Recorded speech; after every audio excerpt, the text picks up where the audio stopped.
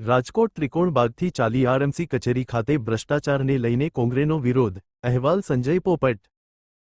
વિરોધ તો એટલો કરવો પડે છે કે ગેસના બાટલાનો છે, પેટ્રોલનું છે, ગટરનું છે, પાણી ખરાબથી ઝાડા ઉલટી થાય છે, રોડ કર્યા છે, પાછો રોડ ખોદી અને એક ડામર રોડનો રાઉન્ડ કર્યું છે, બીજા રાઉન્ડમાં તો કાંઈ કર્યું નથી, પાછી પાઇપલાઇન નાખીને પાછો રોડ ખોદી નાખ્યો છે।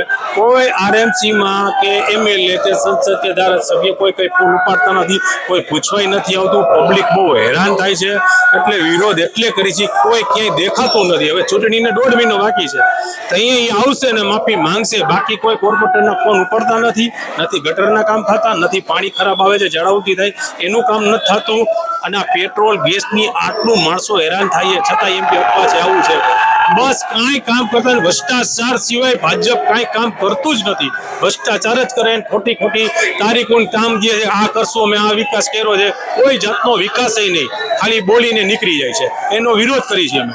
એ પેટ્રોલ પંપમાં એ કહે છે કે અમારી પાસે છે નહીં, અને એ અગાઉ એને વેચી નાખ્યું છે, એટલે એને પેટ્રોલ પંપ બંધ કરી નાખ્યા છે કે અમને વધારે આપો, એટલે સ્ટોક ભરી અને ભાવ વધારી નાખશે, અને પછી પેટ્રોલ ચાલુ કરી નાખશે। પેટ્રોલ પંપ બંધ છે, એ લોકોએ એવું કીધું છે કે અમને ઉપરથી આપતા નથી સ્ટોક, અને સરકાર એમ કહે છે કે અમારી પાસે છે, તો કા કેમ નથી આપતા? તો પેટ્રોલ પંપ બંધ કેમ થઈ ગયા?